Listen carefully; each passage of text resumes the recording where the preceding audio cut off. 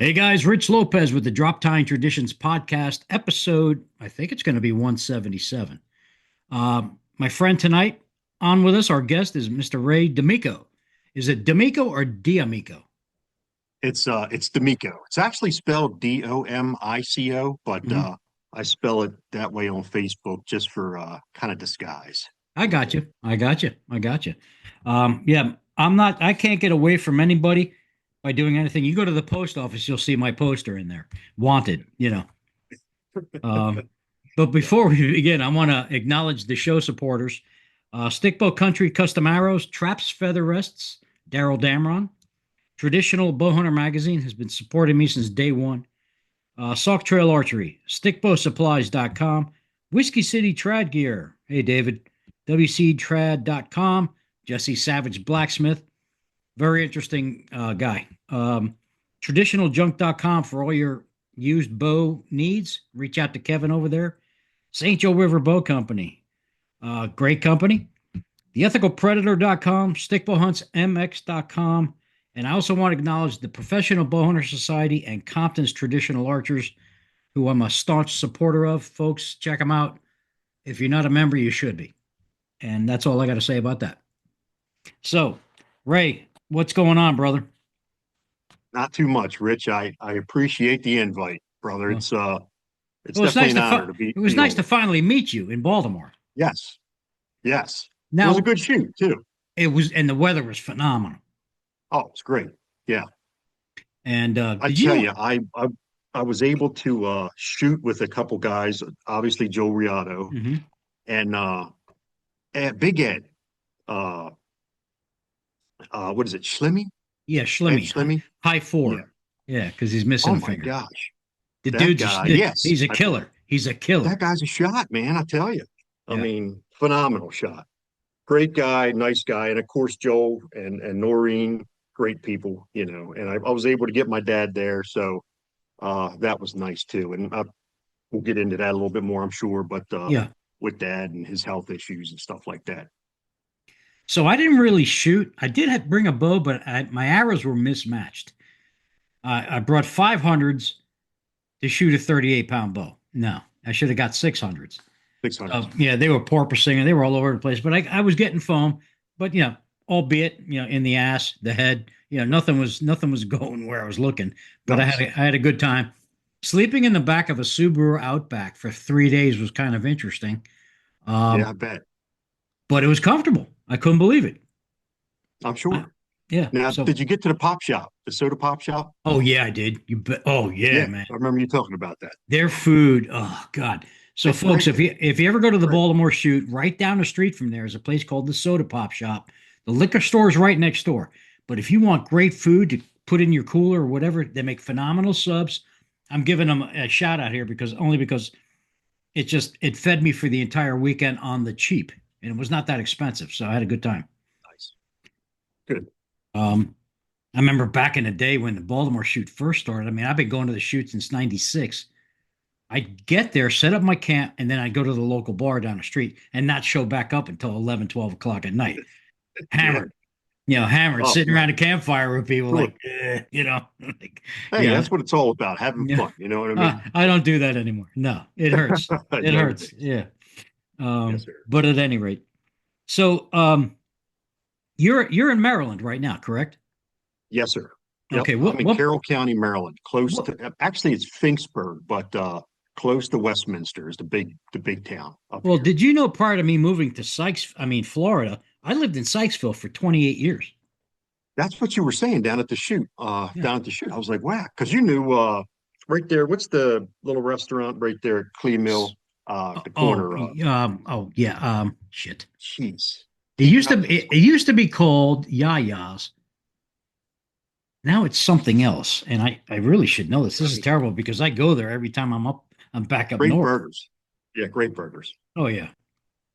Anyway, Amontes. It's called Amontes. Okay, Montes. Okay, Yeah. yeah.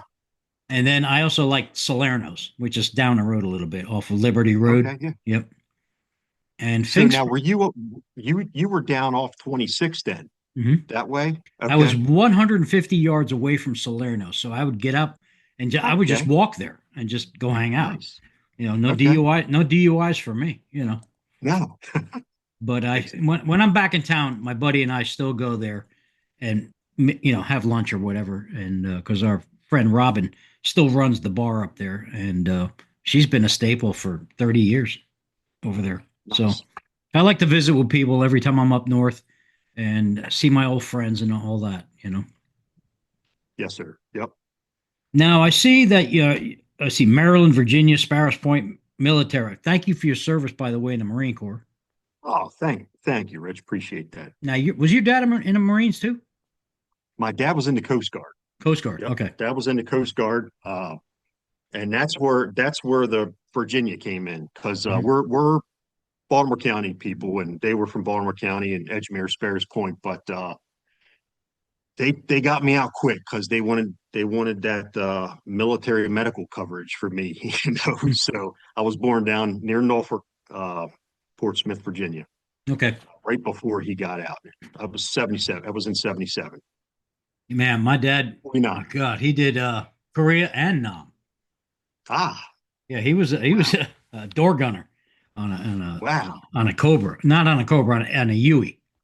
Huey. Yeah, Yeah, and much then respect for that. when he got out of that, he went to work for Bell Helicopter. He was a transmission guy for Oh, no helicopters. kidding. He did that Wow. forever. Yeah, and I would work summers there with him at Bell.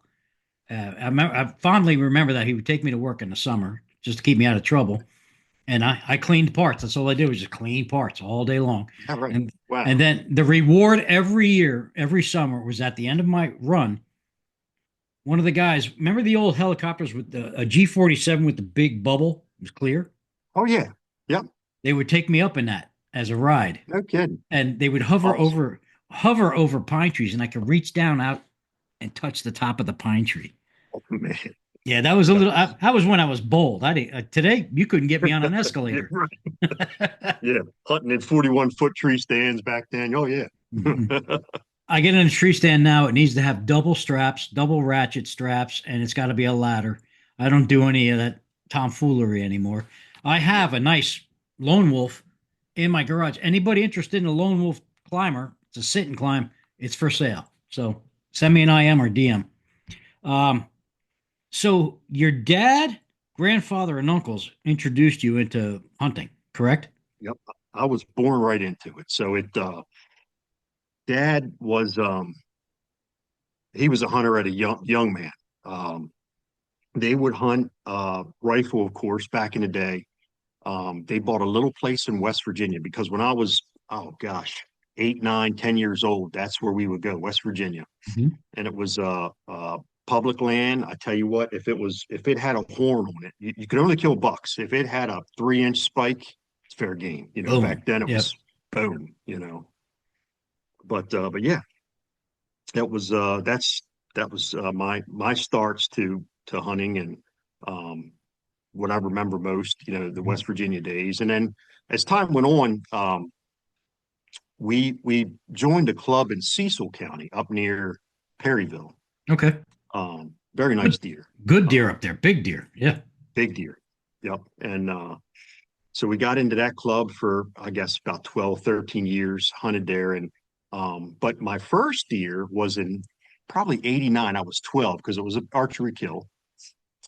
We hunted with my dad was dear friend Jeff McCormack. I know I'm sure you interviewed him. They worked Yep. together, and uh, uh, we were in the state police together. Too. My dad was a trooper as well with Jeff, but Jeff retired and my dad retired right around the time that I came on.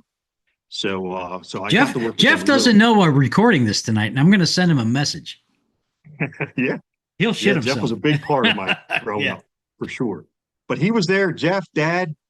In '89, we were hunting a farm up in Harford County, and I had a Jennings compound. I can't remember the motto of it, but you know, fingers, a single pin. You know, Well, and I just remember this. I'll name the ones back then because I was a big compound guy back in the early '80s. Okay, yeah, Arrow Star, Shooting Star, or a Black Hunter. Black Lightning, actually, Black Black Lightning. Lightning, That's it. Yep. maybe Black Hunter, something like that. Yes, Yeah. now Yep. that you say it. Yep.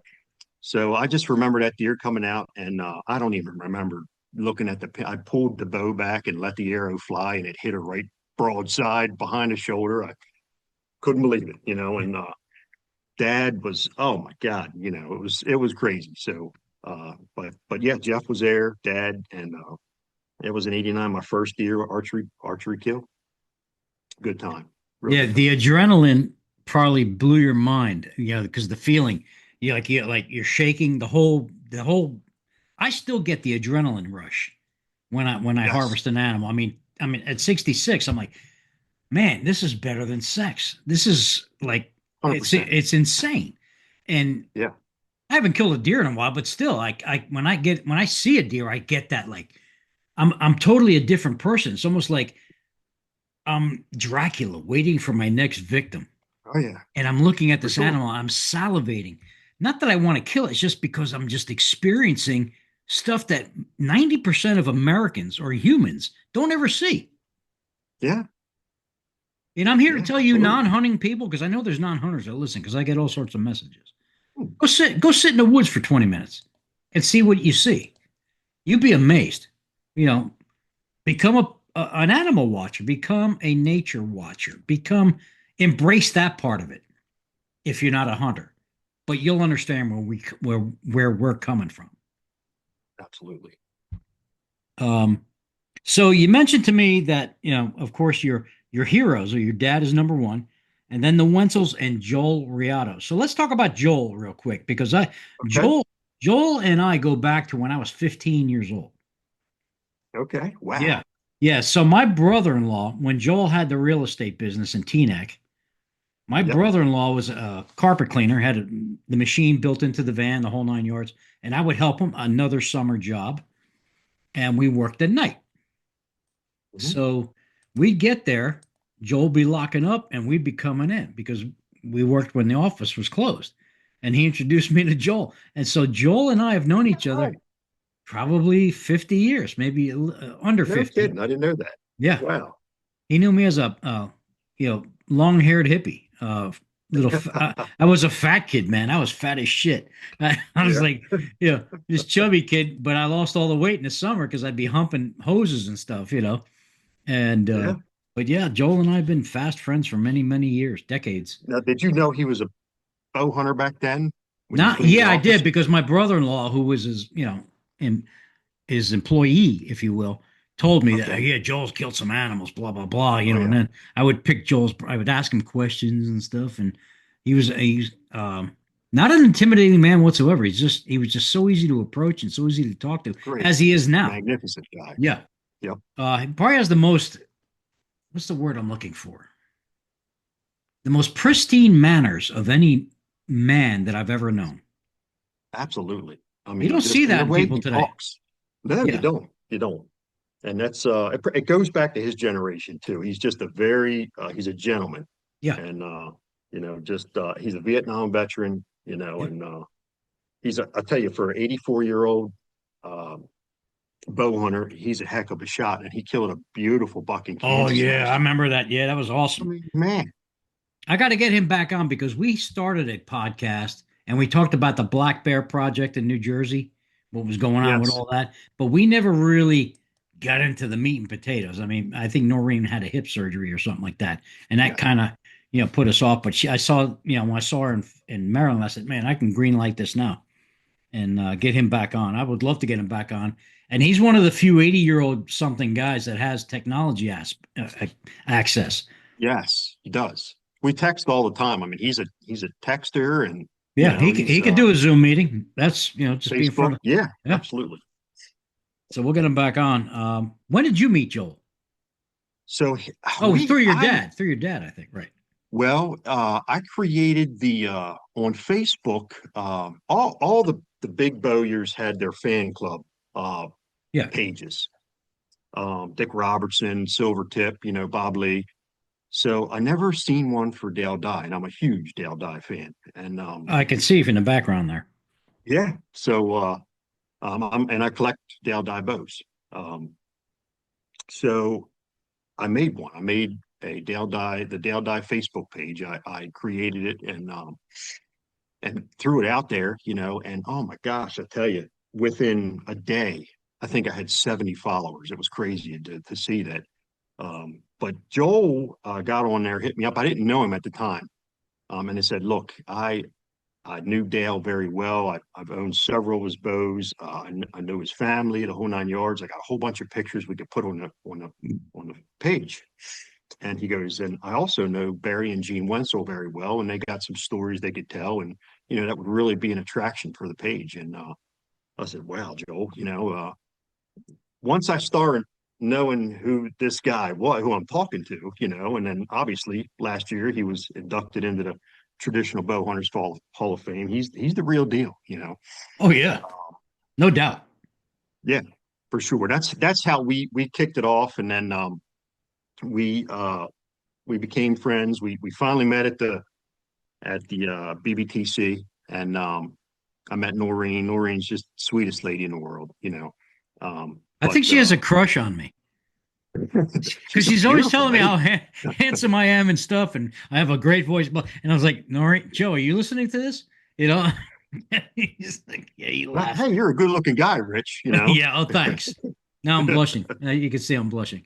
Yeah, that guy, he's the real deal, and I was so glad because my wife is hooked on these PBS banquets now, and so we can't wait to get to Springfield, Missouri for the next one.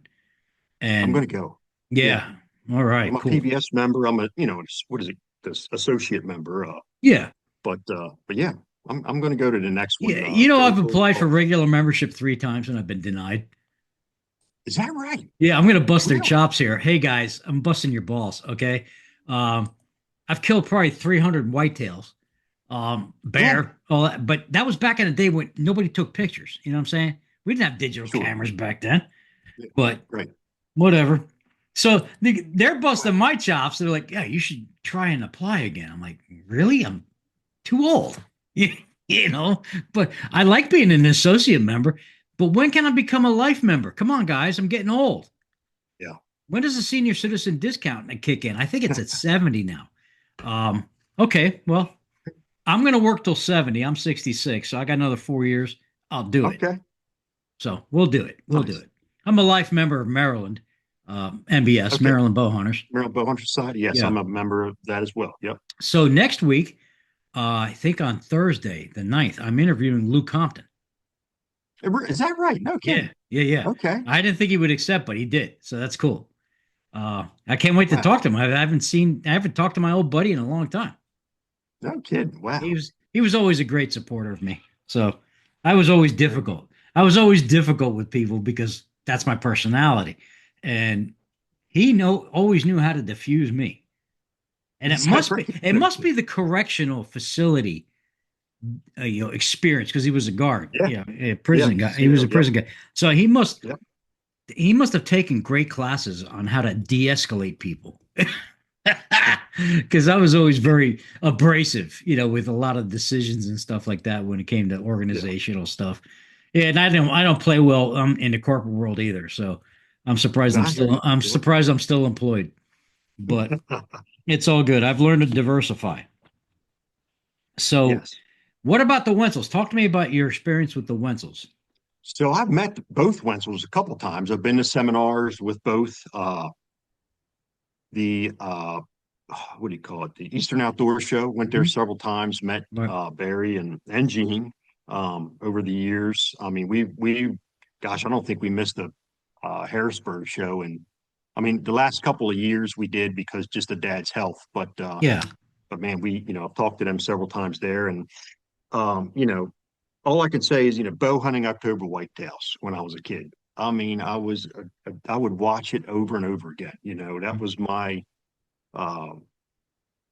first experience with hunting videos was, Barry Wenzel, Rick Blas, and Gene Billisbacker, all those guys back then. Remember the running shot that Barry took on that deer through the woods? Amazing. I mean, he just and we're talking trees are everywhere, man. He threaded the needle on that one. He did. I mean, those guys are the epic image of traditional bow hunting. I mean, it's pure instinctive shooting. Pure. It is. They don't talk about string walking. They don't do any of that BS. 3 fingers under, 3 fingers in my ass, whatever. You know what I'm saying? They just shoot. Yep. They shoot. They shoot, and they're good at it, and they're good Hmm. hunters. I read all their books, Hmm. Barry and G, and just amazing fellows, and they're heroes in my book. A huge influence on me with Hmm. traditional archery. So You know, Barry has agreed to come onto the podcast. So did he finally? yeah, yeah, yeah, Good. yeah. So because he's been avoiding me, and but yet I got him on my website. I interviewed him years ago on my website, just on a Word document. But I don't know. Maybe he's camera shy. I don't know. But I spent some time with his daughter at the bar at the last Oh, PBS really? banquet. I said, "You need to Okay. put a bug in your father's ear," and of course, I bought all her drinks. And the very next day, That's Barry what goes, it was. and Barry, very next day, Barry goes, "I'm going to come on your podcast." I'm like, "All right, brother." Yeah. Right. High five to the daughter. Um, Right. she was phenomenal. Uh, so you and I became acquainted through social media, of course, but you asked me a bow question or Yeah. refinish or repair question, and Yep. we've been talking ever since. Now We you have. do Yep. build bows. Um, Yes. what was the question you asked me anyway? Do you remember? I remember it was scribe pens. Mm, I could not, for the life of me, figure out. I mean, I tried like little paint markers and stuff like that, and garbage. yes, and I knew that obviously I followed you and seen your work, and Did I answer well, your question at all? you did. In Okay. fact, the stuff that you told me to get, and gosh, it's going to erase me. I got it right in the shop, right in the other room. The white Is it ink. Doc Martens or is it Yes, the? that's exactly what it is. Okay, Yep, yeah, Martins, Doc Martins. Yes, yeah, and and you then could get and that stuff. a quill pen. You can just get it online. The quill pen. Yep. Yeah, you can get all Um, that stuff online. People, if you need stuff, supplies, you need anything, I am me. I'm on all the social media platforms. I'm here to help people improve their game. That's what I'm on this planet for, is to help people. you helped me, Rich, and I appreciate it. Well, anytime. I mean, now what are you using for finishes? I know you build bows, so what are you using for finishes? So I use blacktail, and that's another thing I was going to pick your brain, and I don't know if you want to do it here on the Oh yeah, thing, yeah. but I love Q&A. So since we're yes. we're So commiserating. I use blacktail. Hmm. Blacktail's a um, half and half. So you Hmm. got your clear coat and your activator. Right. It's one and one. Then you You have a flattening agent. okay, okay. So the first two, three coats I'll usually do just a clear coat and activator. It's gloss, very much gloss, and HVLP spray on. And then the tricky part is, depending on what the customer wants, satin, matte. I get a lot of matte finish, a couple satins, but the thing about that is you gotta get that flattener right with the mixture, or it Too sets it flat. up. It comes out real matte, or it'll come out. Do they provide a formula mix for you? They Black. do. Okay, okay. They do. Uh, in fact, I have the thing right over here from the shop, but it's So like if my memory serves me, the blacktail finish is just like Thunderbird. okay. I never used Thunderbird. That's Okay. kind of epoxy Yeah, kind of it's a finish. 50-50 mix. You use MEK to cut it. I don't know the traditional, it's methyl something, and it's extremely Okay. dangerous shit because I used to spray helicopters when I worked with my dad, and I used an epoxy and I thinned it with this stuff, and it's extremely highly carcinogenic. So if you're gonna play with this stuff, you better wear a respirator and you better wear protective equipment, I do wear a mask. Yep. Yeah. Well, you might want to But I don't start. wear glasses, All right. Well, so I have a full face mask that I got from 3M, and it has a sheet of plastic that goes over the main lens.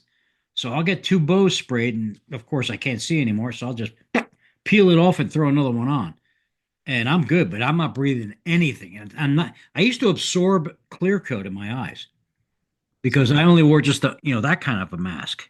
The that's what I big. wear, just this. Yeah. Well, wearing glasses, you can't because, of course, I'm getting overspray on my glasses. And yes, I can see, folks, as long as the bow's in front of me. Um, But yeah, now I'm a little more health conscious about staying alive longer. Do you remember Saxon Archery? Yeah, I do. Remember Randy Dennell? That Don't was know the that boy. one. That was the bowyer Okay. that owned Saxon. He died from absorbing and inhaling Is that right? all that shit because he never wore a respirator, never wore anything, and He it was wound, in the wound up killing him. I read that book. There was a book, Traditional Bowyers of America, He and was he in was in there. there. I just Yep. remembered Saxon Archery from He that. was a Yep. close friend of mine, very close actually. He would come to Baltimore. He'd fly into Baltimore. We'd drive up to Denton Hill, and he was All right. That's notorious a for shame. sleepwalking. And I No remember kidding. when he came to visit before we drove up the next day to go to Denton Hill. My wife and I took him out for drinks and food and whatnot. And 12 o'clock at night, he gets up and he's walking around the house and he's buck ass naked. My wife Oh, looks down the hallway. She comes back to me, wakes me. She goes, "Get him out of here. You go leave now. 3 o'clock in the morning, we're driving to Denton Hill." oh, jeez. I had to wake him up. Hey, put your clothes on. My wife's pissed. Gosh, So now you work for the Maryland State Police, correct? I do. Yep. Okay. That's So my day job. you Yes, deal with violent gang task force in Baltimore City. I do. Now, when I was an adjuster in the field for my insurance company that I work for, which will go nameless, um, Baltimore City, the hood, was my territory. Okay. So Oh, you know it well then, and oh you know yeah, what goes on down there. Yes. yeah. So I call body shops ahead. As, hey, dude, I'm coming to your shop. He goes, all right, we'll get a guy out there, and he'll watch your car. So I'd pull up, lock the vehicle, and they would send a guy out with a gun to guard my vehicle while I Oh looked yeah. at the smashed car in the body shop. And it was crazy. I mean, I forgot the name of the road there, but it was like downtown, hardcore downtown.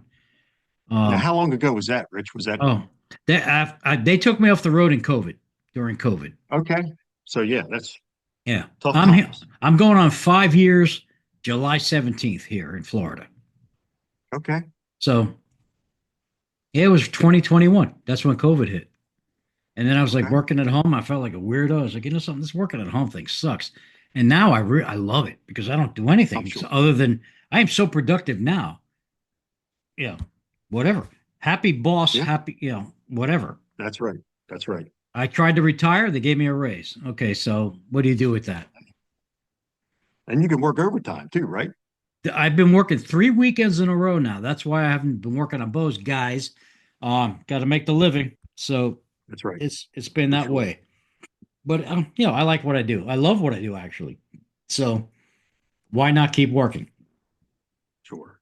Um, so what's the day in the life of a gang task force guy? It's it's an interesting. I've been in the gang unit. Let's see. I came on the state police in 2002. Right after the Marine Corps.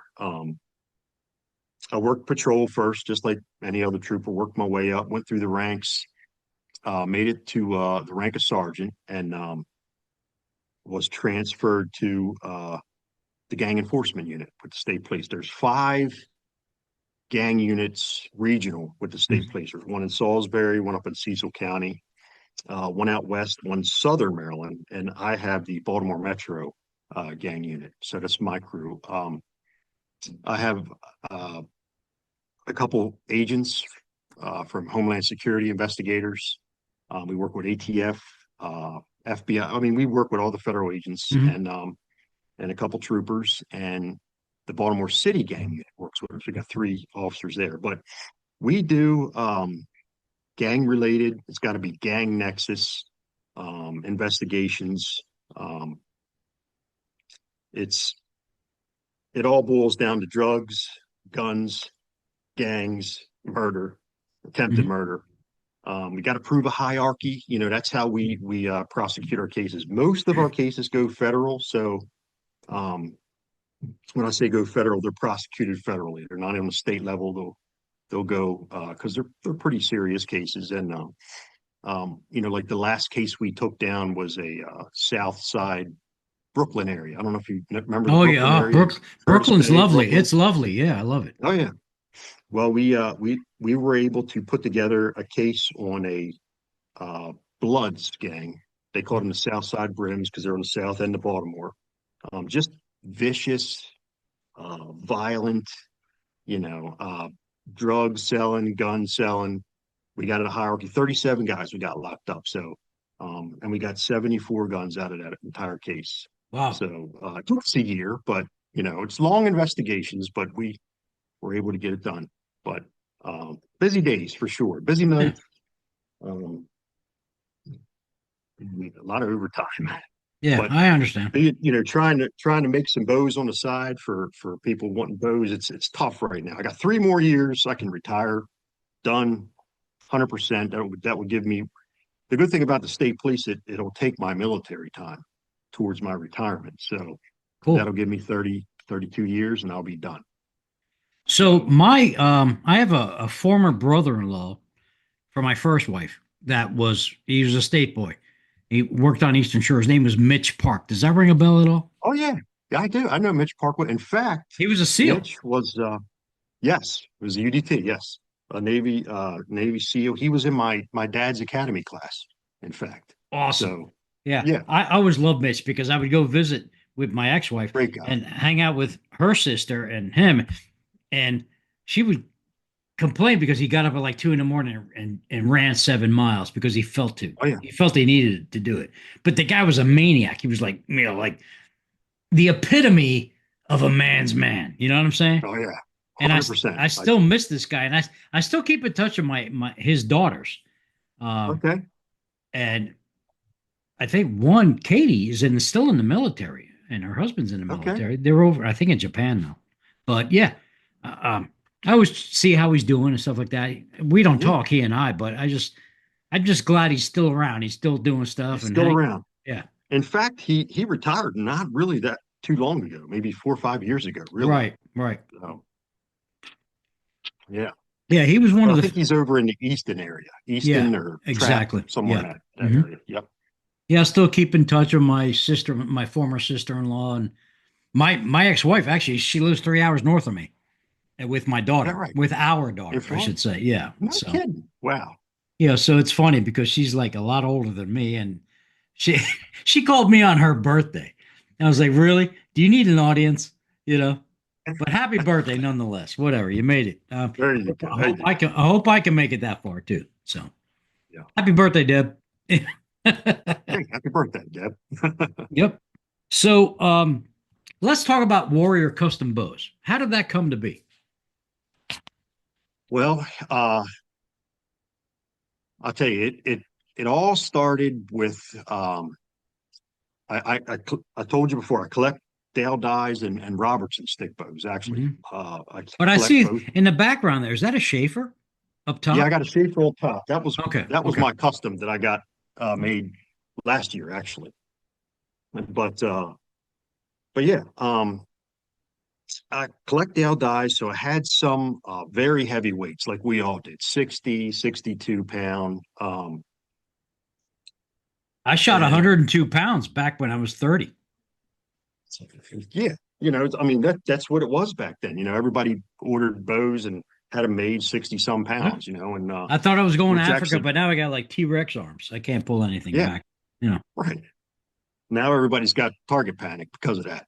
But Exactly. Yeah. anyway, um, actually it started with that. I said, I think I can. I'm going to try to make a pair of limbs for this Dale die.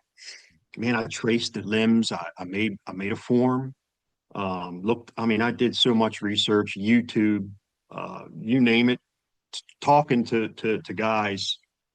Um, Went ahead and called the guys at Rosewood Archery, Hmm. um, Mike and Kyle. Oh yeah, I Mike and know Kyle Mike from well. Mike is a good friend of mine. yeah, great guys. And I said, this is what I'm trying to do. Can you guys help me out? And they're saying, this is what you need. You need some parallels, you need some tapers, you need this and that. So they sent me the whole kit, EA 40, and I started it. And I made myself a little hot box, got it up to 180 degrees, and first set of How limbs. many light bulbs did you use? I got four in there. Okay. I can get it up to 200 now. I mean, obviously Mm. now I got a little bit more. Uh, I mean, I can make some good stuff now with it, and it'll cure that glue very well now. But back then, I just had like a makeshift box, threw it into, and I bet you I made. I think I kept Mike and Kyle on their toes. I probably made 8, 9, 10 sets of limbs, before I could finally get something to uh, where it was, shootable Sure. and I'll tell you, my biggest until this day, my one of the biggest hardest things about learning to build bows was, the lamination stacks Hmm. to where you're going to, the draw weights. And I reached out to some guys, and it was Well, I think it turned out what's the formula? 20 thousandths every 2 inches? it is. So, and Bingham actually has, I mean, they shut down, but if you Google it enough, you'll find Bingham has a chart that'll kind of get you in somewhat in the area where you want to be at. But Sure. I mean, depending on where you measure on the limb, I always go right past the wedge. The fattest part of the limb is where I get in there with the caliper and measure it out. But it took me a while. I finally got a set of limbs going, and finally got the drill jig. Whole nother issue with me. Finally got my hands on one of those. Got a set of limbs made, and I tell you, they really turned out nice. So I said, well, you know what? Let me go the extra mile, and I'm gonna build a riser, build another set of limbs. Why So not? Sure. uh, did that. And again, I did everything wrong, which probably was the best for me because now, I know not to do that. I know all the mistakes that I made. And um, now today, I mean, I tell you, I stand by them bows. They're shooting great. They look good, Um, So let me interrupt you for 1 second. Now, when you say making a mistake, when you started making the risers, what was the mistake? Was it the indexing, or was it the center shot, or where to cut the riser out for the grip? that I tell you another thing I had some issues and I made a lot of mistakes on was the on the riser, the angle, the limb bed. Right. Now I mean, now I do 21 degrees, Mhm. but I didn't. I was like, yeah, let me trace. I had a bighorn riser, and had a bighorn bow, took it all apart and traced it and just cut it that way. Well, the way I was cutting it at the time with a bandsaw, it just wasn't wasn't working. It wasn't exactly that flat bed that you want. Now I do it a whole different way with the jig and all that. It's 100% on. But that was mistakes. Center shot, the uh the top of the shelf from my hand was I like my arrow right on my hand, Yeah. just like a Dale die grip. Hmm. I like it right on the hand. It just It's helps me shoot curved. better. And Nice curve. yep, Yep. nice curve and get that grip all up in there. Let that. It's like a I mean, two I like finger when the riser contact, folks. wraps. 2 finger contact, arrow to shelf to sight window. The sight window should be radiused. The shelf should be radiused. So you have minimal contact, less drag on the arrow. You get better flight. Yeah, 100%. And that was some mistakes I made. Um, but now I'm getting in still a new bowyer. Learn every build. I learn something new. Um, but getting there. It's starting to I finally started making some bows just for me. Kicking them around and shooting them at different shoots and stuff. And a friend of my dad's who he was in the military with, he's like, "Look, I want you to make me a left-handed bow." Well, shit, I never made a left-handed bow. I made all right-handed bows at the time, a couple years back. Reverse it. And I was like, oh, Jesus. I was all stressed out, reversed it, easy as pie. Till this day, he shoots that bow. He said, great. In fact, I think you held that bow at Baltimore Bowman. Hmm. That gentleman was there. Yeah. And yeah, so that was one of the first left-handed bows I made a couple years back. And he's still shooting, so shooting good. But but yeah, that's how it kind of all came together. Now I got you know everybody says advertise, advertise. Well, with the job, I mean, Yeah. I'm Not obviously yet. married. I have two Yeah. two kids. I got a 6-year-old and a 4-year-old, not I don't want to put it out there too much yet. Not that I'm saying everybody's going to let the door down, and that's Yeah. what I'm hoping when it gets to that time. But I do make some bows. I do take some orders for some guys, but I don't like to get too, Well, when you retire, you can get all the advertising out you want, and I'd be more than happy to yes, sir. help you with that. Okay. Yep. Sounds good, Rich. I appreciate it. But yeah, I enjoy it. I really love building bows, and it's my relaxed time, Yeah. from getting out of the job, and I Hmm. love woodworking. Yep. Um, different woods, the exotic woods, just peeling that tape off the limbs when you pull them Oh out. You just man. Yeah. underneath of that clear glass, it's like, oh my gosh, Or it's even cutting out your riser, and you've got multiple woods. Like I just saw a bow you had on Facebook. It was cocobolo, and I think it was Macassar ebony, yes, or yeah. Oh my God! yes, Imagine taking that out and it's just raw wood, and then you just take some lacquer thinner and just yeah, wipe it down. You're like, whoa! Now you know what it's yep. going to look like. Blows your Now you mind. know what it's going to look like. Yep. Yeah, that blows your Yeah, I mind. always do that with a little. I take rubbing alcohol. I just get it all wet and just rub it on there just to see, what it's Hmm. wet. And it's like, oh man, this is really going to look nice. Really going to look nice. See, So, I use lacquer thinner on a Soka rag because I like to dumb down the oils before I finish it. yeah, So it drops all the oils down. That way, and I hit it with clear coat just to seal it. Let it dry, and then I can keep okay, going to town because oils are your enemy when it comes to finishing. Um, Now, your Bacote, Cocobolo, obviously a favorite, yep, but Cocobolo is cool, but your least favorite is Wengi, and I hate Wengi. wangy, yeah, Wengi wangy, or wenge, whatever Wedge, people call whatever, it. Yeah, wenge or it just does. I, It I does. made It just eats freaking clear coat. I mean, I have to seal the shit out of it. it actually it kind of splinters. Mhm. It's hard to explain. It's a brittle wood. It's a brittle wood, yeah. Yeah. It's not real dense, I guess, like Cocobola or Zeracote or something like that.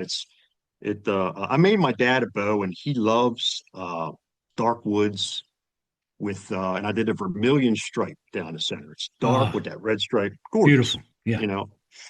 So I said, well, I never worked with Wenge before, and I ordered it from the boys out Rosewood.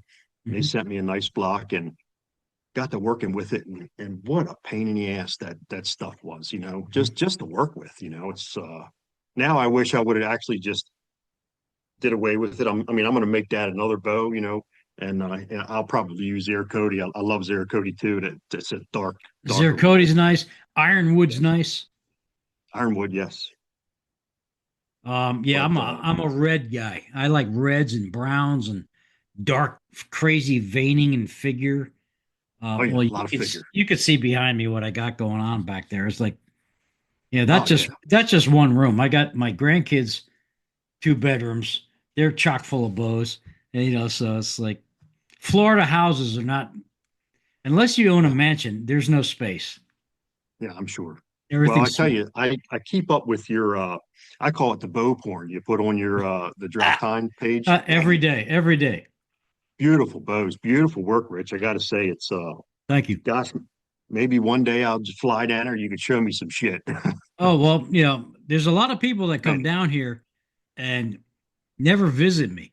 So you're more yeah. than my casa is su casa. So anytime you're in Florida, you come over and hang out, man. Um, Nice. so your influences are Dale Dye and Dick Robertson. So both Yes. of those guys are Legends. Yeah. well legends and friends of mine. Yeah. Dick is a Okay. great friend of mine. Dale Dye was a former friend of mine. Did I ever tell you that? Did you ever hear the story about Dale selling my suit jacket to an Indian or I giving it on away? the podcast, listen to your podcast. I think somewhere along the line Yeah. you had said that, but It yeah, was the PBS banquet, Grand Junction, Colorado. I'm going to say 19 either 86 or 88. And I'm at the bar and I've got this Miami Vice sharkskin jacket on. Yeah, my Sergio Prevente jeans on, snakeskin cowboy boots, the long mullet, the whole 9 yards, looking like an idiot. I get up to go to the bathroom. I'm hanging out with Gene and Barry. I said, I got to go hit the head. I'll be back. I come back and they're laughing. I'm like, what are you laughing at? I'm like, no, nothing. Whatever. I look out the window and all of a sudden, I forget who it was. It might have been Bruner. Paul Bruner points out the Oh, window and brother. Okay. Yeah. there's an Indian guy, homeless Indian guy on the street corner wearing my jacket. And I said, all right. He goes, yeah, Dale gave it to him. I was like, Oh my gosh. that's fine. I They don't say care. he was the jokester. I mean, for Yeah, sure. yeah, I yeah. mean, I was so tired and drunk and whatnot. I'm not pursuing that because I'm not taking that back home. yeah, And exactly. and my wife at the time was probably happy, so yeah, he was a Yeah. great guy. So Dale made me a bow. He made me a one piece trails end, Mhm. and this is prior to Pierce points. Okay, this is prior to all that Okay. stuff. This bow Mhm. is Osage, Purple Heart, and Shedua Oh, with red elm limbs, clear glass. yeah. I'm still looking for that bow. It was 65 pounds because I shot Yeah. that back then when I was younger. He made it at about 1980, 88, 87, 88. So if Okay. anybody knows where that bow is, I want it back. I'll be more than happy to pay the price. Well, I tell you, I'm always on the lookout. If I come across it, does it have your name on it, Rich? I think it does. Okay. If I come Yeah. across, I mean, I probably got uh 17, 18 Dale bows. So I mean, I'm always on the lookout. Yeah, I've got pictures of it. I think I'll post it on the social media because I posted a bunch of stuff tonight. Now, I don't ever post the bow porn on my drop time traditions page because it's just easier for me just to put it on my main page, which has 2,500 followers. So yeah, it's just easier doing it that way. And I just do it. I had a guy who IM'd me this evening. I was sitting with the wife watching. We watch the Game Show Network every night. That's our thing. Nice. And he IMs me. He goes, dude, do you own that many bows? I said, I've owned over 3,000 bows over 50 years. I do not own more than maybe 50 bows now. That's it. I've bought and sold. So I buy and sell bows like changing your socks. Yeah. So they never hung around for that long. So yeah, I'm posting it so people can enjoy it, so they can just learn. Because Oh, when I'm dead, I'm dead, man. You ain't getting nothing, you know. well, I love it. It's great, great bows and great work that you do, man. I can't say it enough. Well, my background is painting cars, so I painted custom hot rods for years, show cars, Okay. and There you that's go. that's Yeah. where that goes. So Plus your artistic work. I mean, you did all the Baltimore Bowman drawings and, yeah, you know, 36 I mean, 36 amazing. years. Thank you. Yeah. Yeah. I'm gonna Amazing. keep doing it. But coming up with ideas anymore is getting a little old. Like I still want to do a Fred Bear picture or a G. Fred Asbell picture or something like that. But Mhm. I'm getting a little pushback, and luckily the artistic director, uh, Jamie over there at Baltimore Bowman, gives me some ideas, and it's off the norm. Like this year, I did a centaur, which is totally off the norm for me. Yeah. And then I realized back in the 70s, I did a picture of a centaur, which is a horse and man combo, Yeah. Yeah. and I made a silkscreen of it. And we went to an art show. My high school had a field trip. We went to the Guggenheim Museum of Art, and there Okay. was an artist there. His name was Erte. He gravitated to my artwork and wrote a letter and signed it and gave it to me, admiring my artwork. This guy was like well known. He was like Picasso of the 70s. Yeah.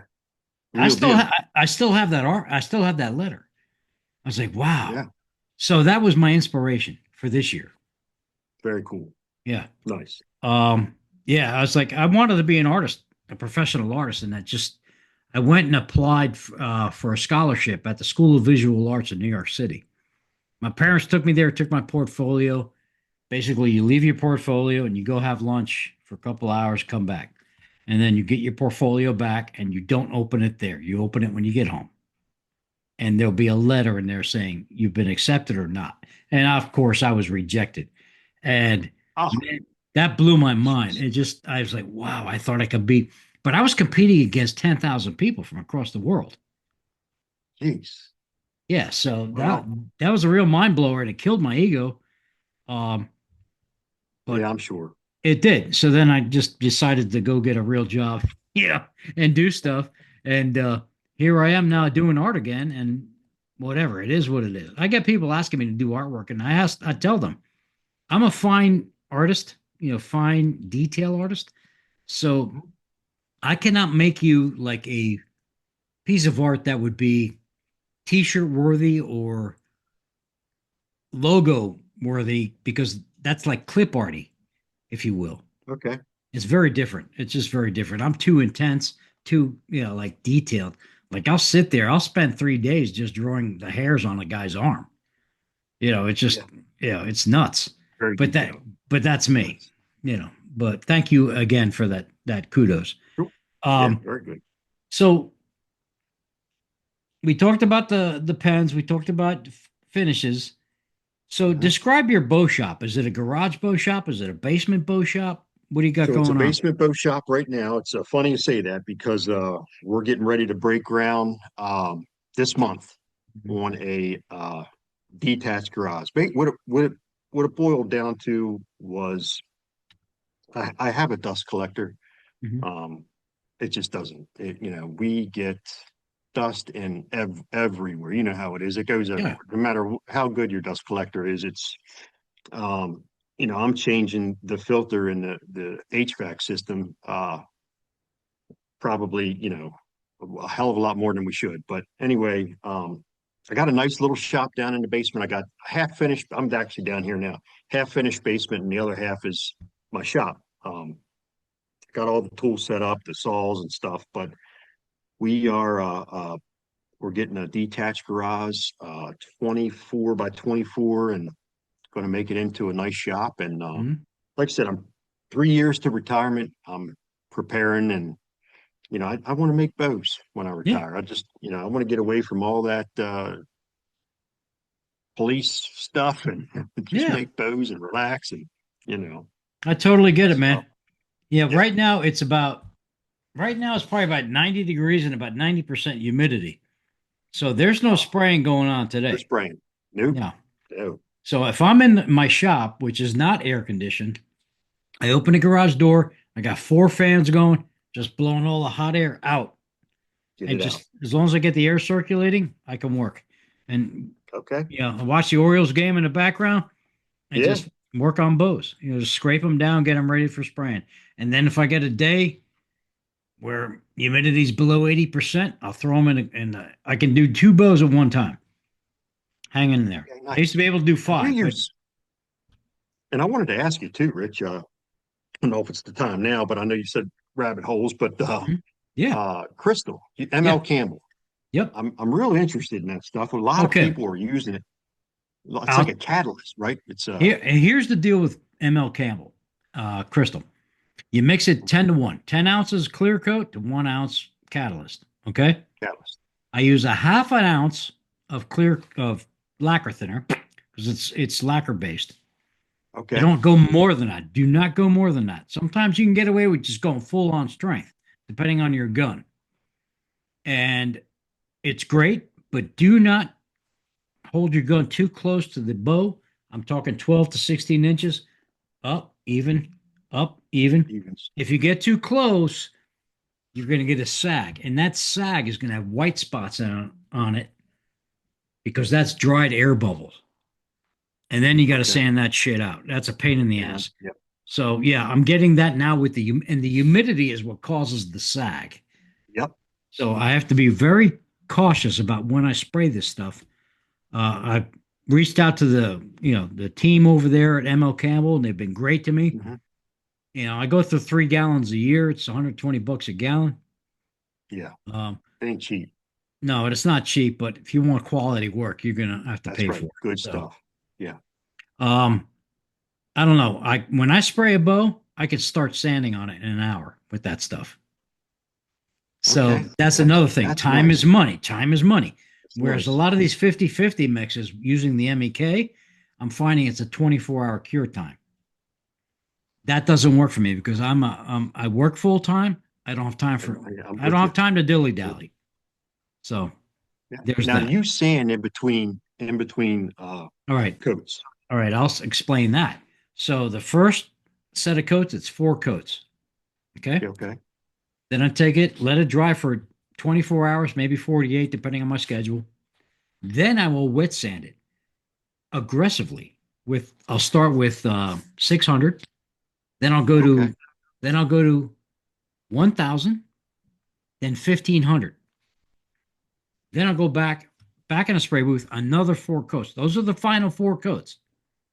And then I'll go 1,000, 1,500, and 2,000 wet sand. Oh, yeah. And that's Okay. when I buff. That's when you will see the magic. That's when I buff it after that, and I hand buff. I do not use machinery at all. I don't even use machines to just take off. Everything I do is by my hands. So I have like grizzly bear paws. I can break a shot glass if I want right now with my 2 fingers. Um, and that's it. And when you get that bow, it'll blind people because of the reflection. Nice. I mean, the gloss on those are gorgeous. Like I said, it's very good. That's why I was asking about, the Yeah, crystal. And and I know a lot of the big guys use it. when it comes to satin, I don't charge that much only because it's satin. I mean, it's going to look like shit. I hate satin bows, but then again, if you're a hunter, there Yeah. you go. So my hunting bows are satin. Satin. Yeah, they don't look good. They just kill. So that's all they need to do. Killing bows. Yep. Yep. So your shop there, have you found sandpaper to become expensive? I did. I'm I going did. crazy, and I find that Amazon is crap. Do not buy shit from sandpaper from Amazon Well, because I'm learn that getting the hard way. bad quality. Yes. I go to a body shop supply Okay. to buy my sandpaper because everything I treat it like it's a car. Okay. Or I just go to my local auto Yeah. parts store and just walk in. Hey, Rich, you need sandpaper? Yup. So Okay. I said I don't need the 5 sheet thing. I need the 25 sheet thing. So they got stuff. Yes. They hook me up. And once you get to know people, they will deal discounts. Because you're a repeat customer. Yeah. Um. So we talked about the blacktail finish. So let's switch Yep. gears. Let's talk about something fun. Let's talk about hunting. Okay. So take us on a ride. So you're hunting Maryland? I hunt Maryland. Yep. Okay. Okay. So obviously you're looking for your next target buck. Are you hunting private? Are you hunting public? What are you doing? So we have two spots. I say me and my dad. It's always, me and my dad hunt. Up here in Carroll County, I have 7 acres here, but then I have permission on actually both sides, and I got another 40-acre farm just across the street from me. So that's all private. Undisturbed deer, very what I like to hunt. Now my dad has a 80-acre farm on the Eastern Shore, Oh, I love the just Eastern Shore. outside. Oh, great, I love great hunt. Caroline County was my favorite. That's where it is, Caroline Oh, County, okay. exactly where it's at. So right outside Federalsburg. Hmm. Um, Yeah. and I tell you, it's a great farm. I mean, over the years, we killed some beautiful deer out of that. And you know how shore deer are, just Oh my God. corn Yeah. fed, big thick racks. Two, Dad, 250, 300 pounds. No problem. oh yeah, nothing, no problem. Dad's killed some really nice deer. My dad is the kind of guy. If you read Barry Wenzel's books, you know how he says he can just walk a property and okay, that tree right there. He's that guy.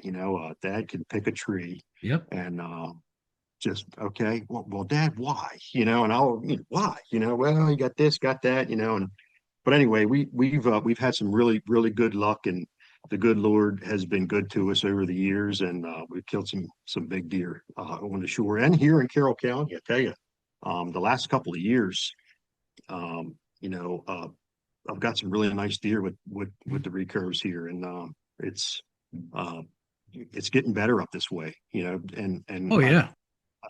been doing a lot of quality deer management here, and you can really tell the difference over the past 8 years. It's amazing and really nice bucks. So, are you familiar with Mudgett's Auto Body? Yes, right down the street. Yep. Yeah. Okay. Well, I hunt on their farm. Is that right? So when I Okay. go to Maryland, that's where I'm at. No kidding. Yeah. Is it by their shop or No, no, it's off of Clee Mill. oh Clean Mill? Man, nice hunting. Good hunting Yeah. down there. Yeah. It's really Yeah. nice. Great hunting. I've known them for God, 30 years. And Is that right? Okay. I wrote an article for in the MBS magazine for their son that Shane he was young and he was killing some great bucks. So ever since then, it's just been a great family thing. It's just like I'm part of the family. So when I go to Maryland, that's where I'm hunting. If I'm not hunting there, I'm up in upstate New York, which that's where I'll be Okay. this year. Yeah. Nice. Oh, yeah. Catskills? Actually, not the Adirondacks, not the Catskills, Corning, New York. Corning. Okay. Yeah. So you're That's about up there. once you go over the New York State line off of Pennsylvania near Route 6, now it's probably another hour over the Okay. line, I over the got you. line. And then I'm at my buddy's nephew's house. And so we're planning this year to have a really good rut hunt. And I'm excited. I mean, because I haven't killed a deer since I left Maryland. Is that right? Okay. Yeah. And Well, it's because when you leave Maryland, when you leave your home state, you have to relearn the areas you hunt in. And oh, and just so you know, hunting in bow hunting in Florida starts in August. You know how hot it is here in August? geez, It's 100 degrees now, and we're in I can June. imagine. And I would imagine the deer are pretty small down there. I mean, like Yeah, they are until you get up further north, well, up towards further north Georgia. Yeah. towards Georgia. So Okay. deer around here, I was walking my dog the other day, and this deer came out of the woods, a 6 pointer, a little crap rack, Mhm. had the longest neck I've ever seen in my life. I said, this thing looks like a giraffe. Is that It's right? just, it was Gee. like 10 yards away from us looking at me and just dipping his, and I was like, what is this? So my dog is like looking at it, like looking at me, looking at it, looking at me, looking. I said, let's just turn around. Come on. And the dog doesn't care. We have a lot of black bear here. Okay. Yeah. They just opened up black bear hunting last year, or actually this year, and they had 200 permits, just sort of like what Maryland does. They allow a quota. Yeah. Lottery. Yep. Yeah, and it's got to be on private property. I don't know any private property owners that have bear issues, so I was like, I just watch everything. And I just don't like. I've killed a deer and a hog here in Florida, and it's kind of gross because I shot a hog and it was covered in mites. Is that right? So I'm like, Jesus. it's dead. I'm looking at it, but I'm watching the skin move. I'm like, Oh, yeah, this is gross. yeah. So Yeah. luckily it was with a guide. The guy cut it up, stuck it in my cooler. I butchered it into my garage. After I sprayed it down with the hose, I was like, yeah, this sucks. I was like, I'm gonna keep going to Mexico. So Yeah. those are Yeah. clean animals there. So Sure. at any rate. So whitetails. What's your favorite thing to do? You like stand? You like ground blind? What do you do? Do you mix it up? Nope. Tree stand. I strictly tree stand hunting for me. You know, I usually use the lock on style hang on stands. Okay. I'm a nut about concealment in the stand. I get those real tree bow hangers. It's got the arms like the swivel arms, Yeah. and bring them in the shop. I drill holes in them. Go to Michael's.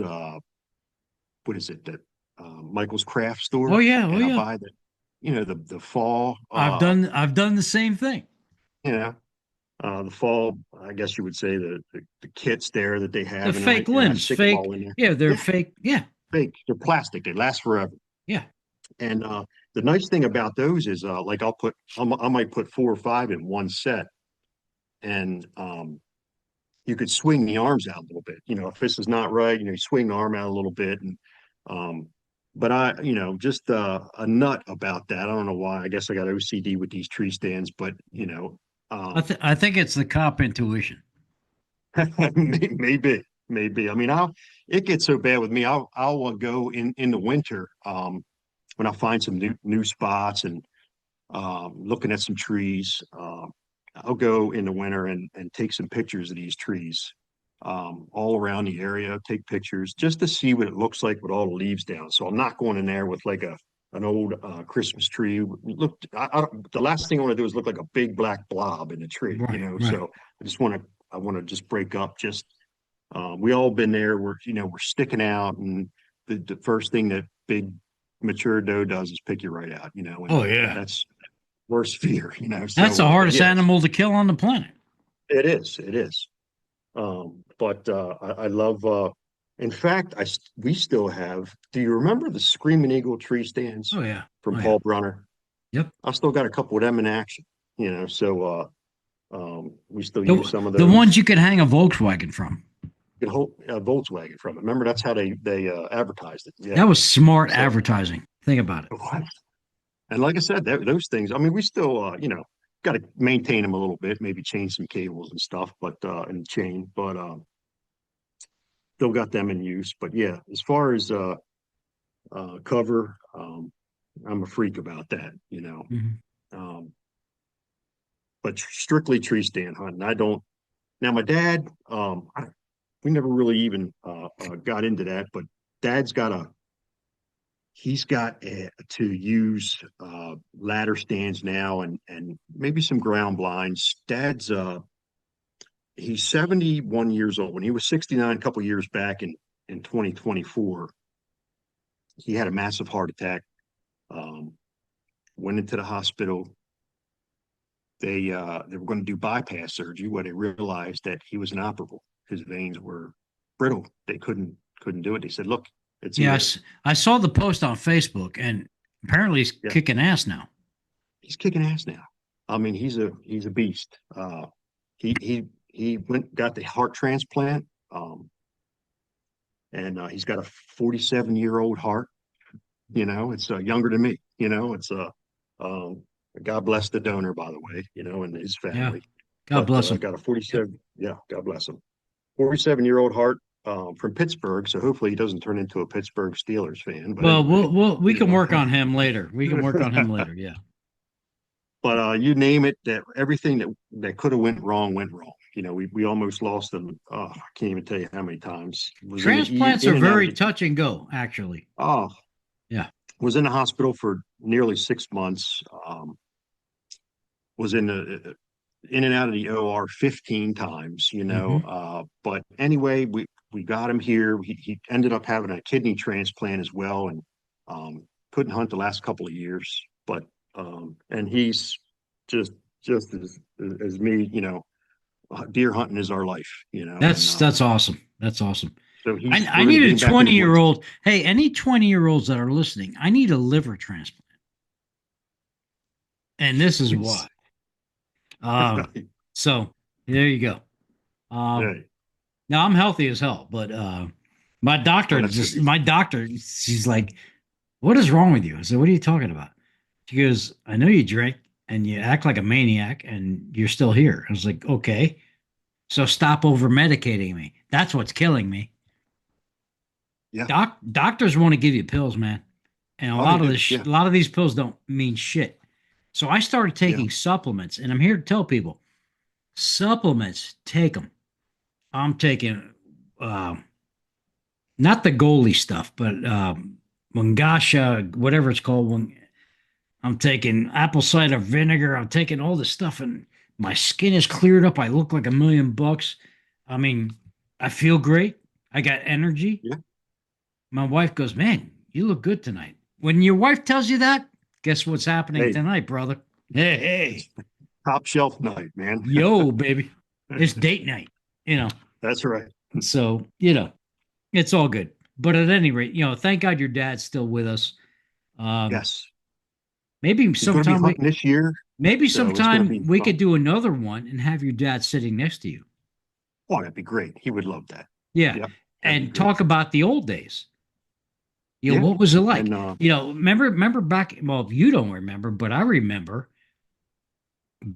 today I was watching a show and they were auctioning off, they called it a Canadian tuxedo, which was basically red plaid camo, head to toe, is that right? pants and everything. I was like, oh, I wouldn't be The old caught dead in style. that thing. Yeah. My wife looks at me, she goes, I was gonna bid on that. I said, no, no, no, don't do that. Yeah, yeah, yeah. That's not me. But I know guys that own that stuff, and that stuff's worth money. Oh yeah.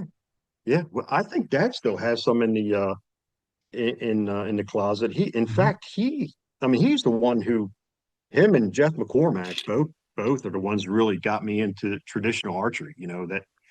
That I can remember back in the '80s, Dad shot a Kodiak Magnum. Okay, short one, 52 inches. Yep, it was 55 pounds. It was, I mean, Oh my uh, God, finger it felt pinch. like it was, yeah, it felt like it was 72 pounds, really. Mhm. But anyway, he was. Then the big thing in our family was the year, I think it was 90 or 91, when he ordered a one piece from Dale Dye, and I got that bow till today. But Can we see it? 57 pounds. Yep, you sure can. Hang on, Rich. I got it right here. Stand by. I love this show and tell, man. Love it. This was the one that started it all off. Oh man, one piece.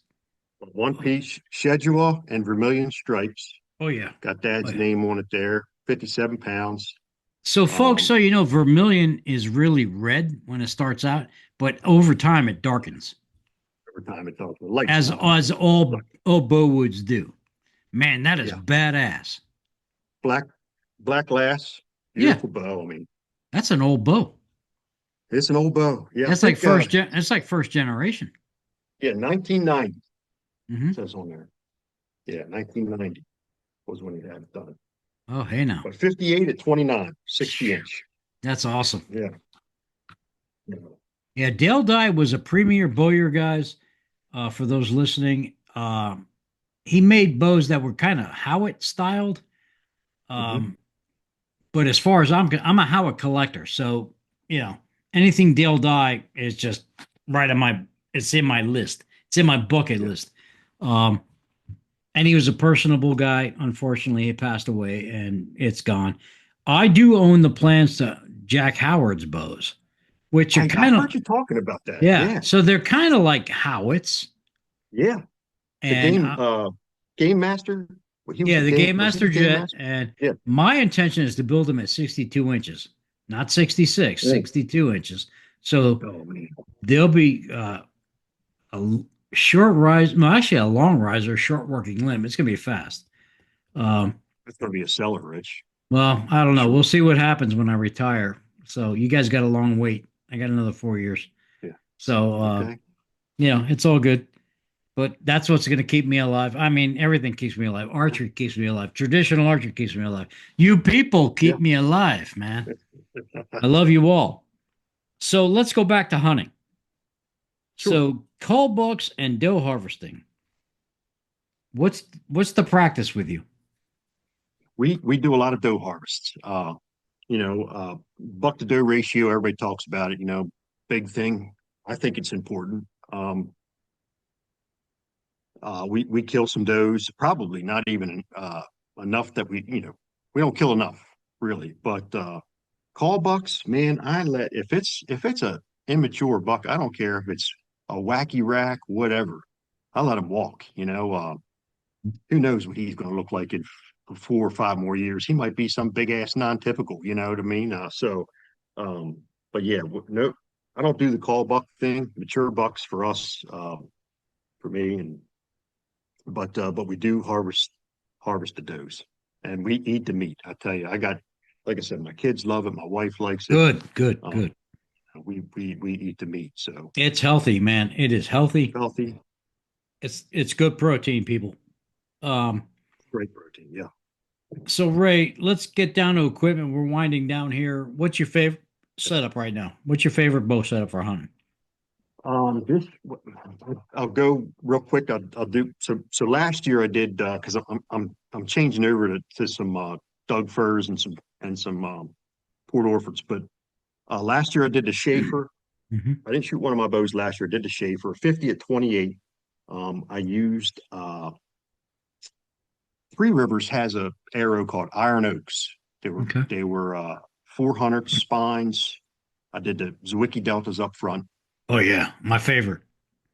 I love them, 570 grain arrow, if I can remember right, altogether.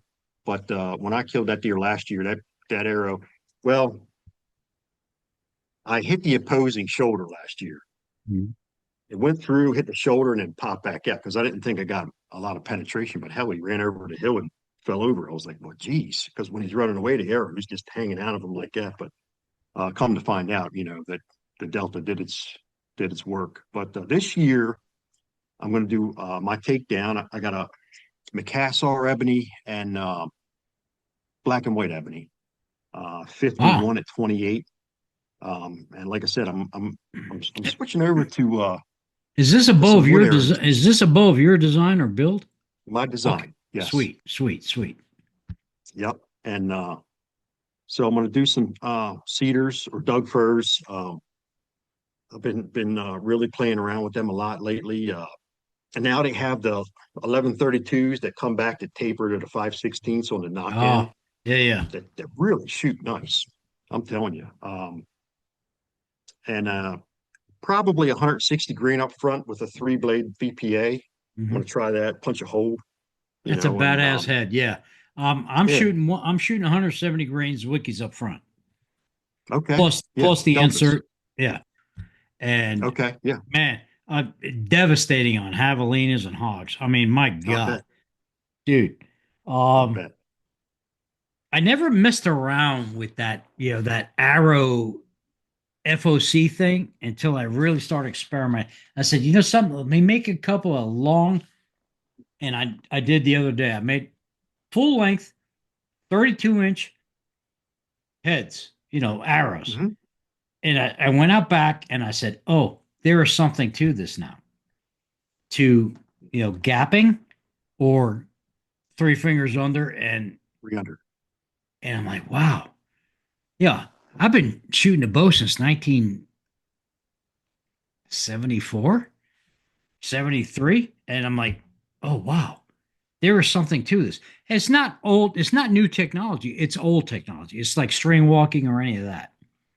But there is something to this. Yeah, So I am now experiencing a whole new whole new thing, plethora of whole fun. new thing.